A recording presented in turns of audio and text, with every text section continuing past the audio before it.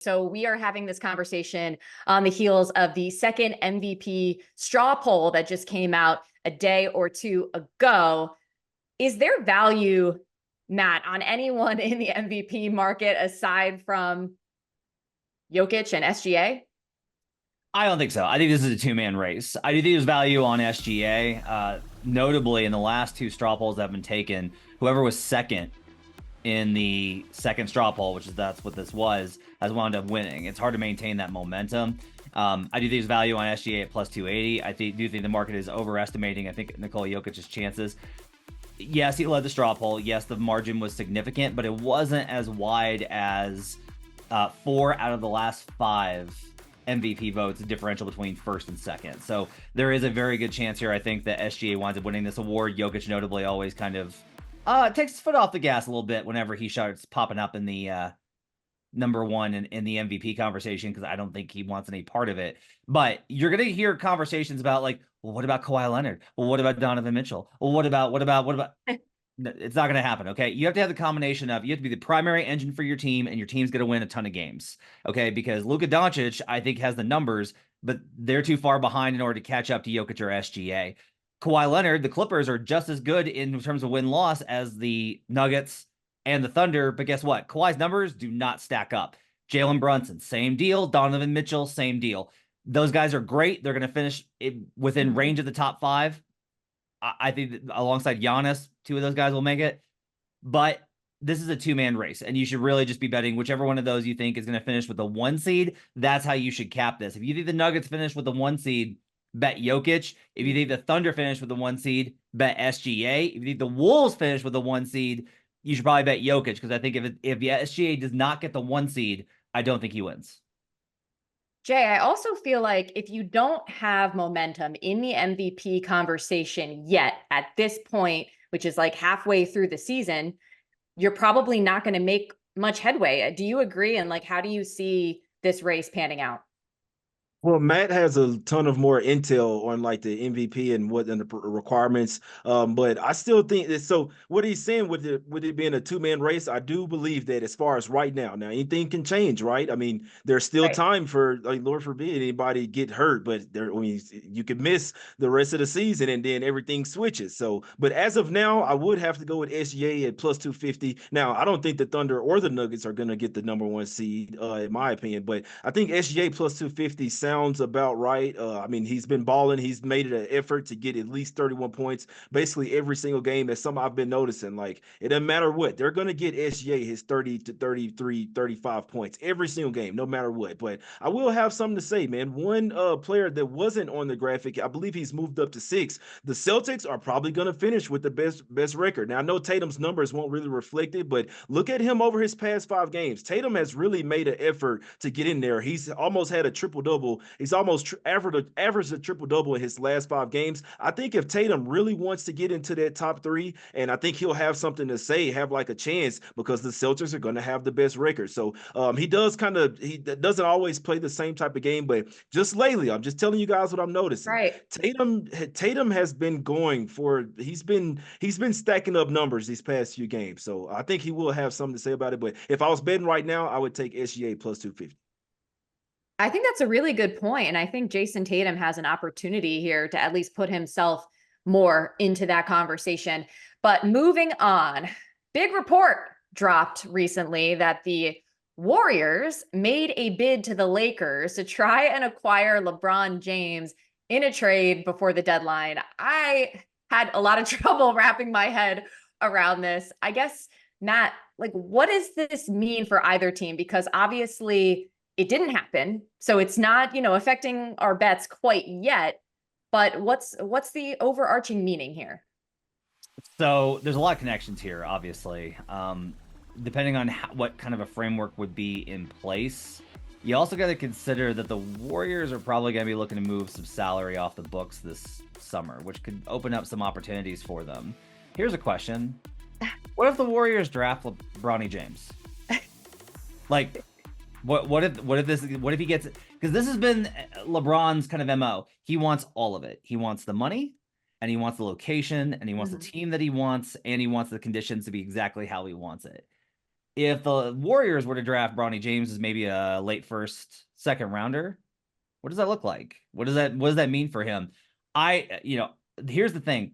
LeBron doesn't have to worry like KD did about what going to the Warriors, or KD should have, about what going to the Warriors does to impact his legacy. He's already got it. Like he's got that legacy. He's good with Steph. He's close with Dre. So there's a real opportunity here. I think that this is not crazy. This is not a situation where it makes no sense.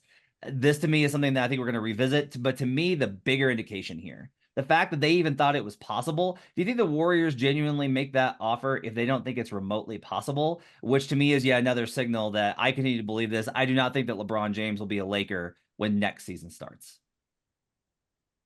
Jay, what's your take on this? Yeah, it just really just baffled me the fact that the Warriors tried to build another super team. Like the main time when the Warriors really lost respect for me is when they went 73-9, broke the NBA record for season wins, lost in the finals, and then they recruited KD to come to Golden State. It was like the biggest slap in the face to the NBA, in my opinion. Just no respect for me whatsoever. So I mean, it doesn't surprise me that Steph is trying to recruit LeBron over there, but it did make me laugh a little bit. But yeah, LeBron's probably going to go somewhere. But it's just a ton of talk about like where Bronny's going to go, and he wants to play with LeBron. So, but yeah, it's just a little disrespectful for the Warriors there, just to the rest of the NBA, in my opinion. I don't disagree with you, and I feel I hated that they recruited Kevin Durant. Like I hate the idea of Steph and Draymond and Clay getting on a plane and going to like convince Kevin Durant that they should come there. Like it's sickening to me. But the only reason why I don't have a problem with the Warriors now is they went ahead and won with just Steph and those guys and not with Durant. And going back to what Matt said, that's why we don't judge LeBron in the same way as we do Durant, because LeBron was able to win in Cleveland. If he didn't have that Cleveland championship, he would be looked at a lot more in the same way because he went to Miami with help and he went to the Lakers with help. So anyway, just a fun little side note there. And before we get your picks for tonight, I did want to ask about the 3-point contest between Sabrina Ionescu and Steph Curry, because they spoke to the media last night and Sab actually confirmed she's shooting from the NBA line. In case you didn't know, she shattered the record for a 3-point contest, making 25 out of 27 attempts at the WNBA All-Star game. And Jay, I know you're not really a fan of betting the All-Star festivities. So Matt, I'll ask you, any thought of betting on this? I know there's not much value on Steph Curry, who's at, I believe, minus 265 to win. Yeah, I'm taking Sab here. I'm taking Sab and not looking twice. For starters, okay, look, she was 45% from 3-point range last season. You're like, well, that was the WNBA line. Okay, so I've checked the shot chart. Ooh. She can hit from there. She can hit from there. I have zero doubts about that. Also, very quietly, Steph's kind of human this year from 3. He's only 38%. Like, oh, yeah, don't say that. Don't say it. He's taking a bazillion of them. Steph's not going to lock in for this. Okay, yes, either one of them are going to. Like, I'm not saying that this means a lot to Sabrina. It doesn't mean like it's just a fun event. I was at the horse event. This is ancient, but I was at the horse event between Rajon Rondo and Kevin Durant back in the day, and like both those guys were just like they're there for the money, and so like this is not going to be like a super intense competition. It won't be as intense as the 3-point competition. So I'll take Sabrina here. I think there's a very good chance that she's able to edge him ever so slightly. Well, you could probably what? No, I just want to say one thing. If they wanted to put the WNBA on the map, then maybe Sabrina would have a little bit better chance than the odds may suggest. I don't know what you mean by that, but I'm just saying, like the WNBA could really, like, they have a lot more to gain. I guess that's what I'm saying. Maybe that's why Sabrina might be they have a lot more to motivated. gain and a lot more to lose if we're being frank about it. And that's why I think there is a little more on the line. From I know you're nervous. Perspective. I can tell you're nervous about Maria, so I'll just say this. The impact, there won't be any sort of like long-standing impacts. It'll be confirmation bias. If Sabrina loses the Steph, then everyone that makes comments about the WNBA will just continue to make comments about the WNBA. If she beats Steph, they'll be like, oh, that didn't matter. Like, yeah, I think you're totally right. I really do.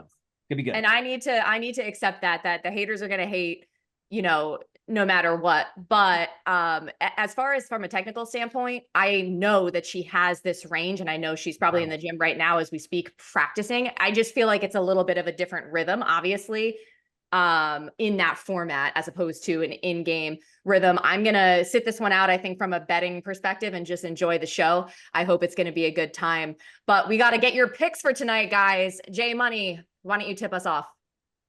I'll go with the 76ers here, laying the 3.5. Also gave this out on buckets as well last night at -3. This is a back-to-back spot for the Miami Heat. I think this team is somewhat limping to the finish line. Talking about the All-Star break as well. We know they have their main guards out in this one, main ball handlers, Jimmy Butler. They got Terry Rozier out as well, so and Josh Richardson as well. So back-to-back, third game in 4 nights as well, and they lose an hour after flying from Milwaukee to Philadelphia as well. Something people don't really think about as well. Both teams banged up, but I do feel like the 76ers playing at the house and have the rest advantage. I think they have a little bit of an edge in this game. I would really like to have Tobias Harris in this game, but he won't be playing. Also, a revenge spot for the Sixers. They lost on Christmas Day as well. So I'll take the Sixers here, -3.5. Sixers trying to make some headway in that tight Eastern Conference before the break. Matt, who do you like tonight? Yeah, I'm gonna take a revenge spot as well. I'll take Nuggets -5. Since the start of last year, so since they got kind of this core together, the Nuggets are 7-0 straight up and 5-2 ATS at home when they're facing a team that they lost to previously and coming off of a loss. So lost to the Kings, lost to the Bucks, now they're home.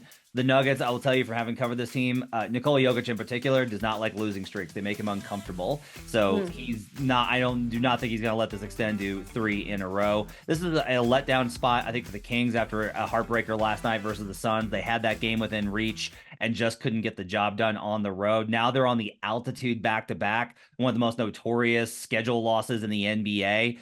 Jamal Murray may not play in this one. He's got shin splints. Meanwhile, Kentavious Caldwell-Pope, I do not expect to play. He's got a sore hamstring. So I'm not expecting at least KCP. I think Jamal's probably 50-50. But as long as Joker's playing, I think they're going to get this done because this is such a bad spot for the Kings. I'll lay the 5 with the Denver Nuggets.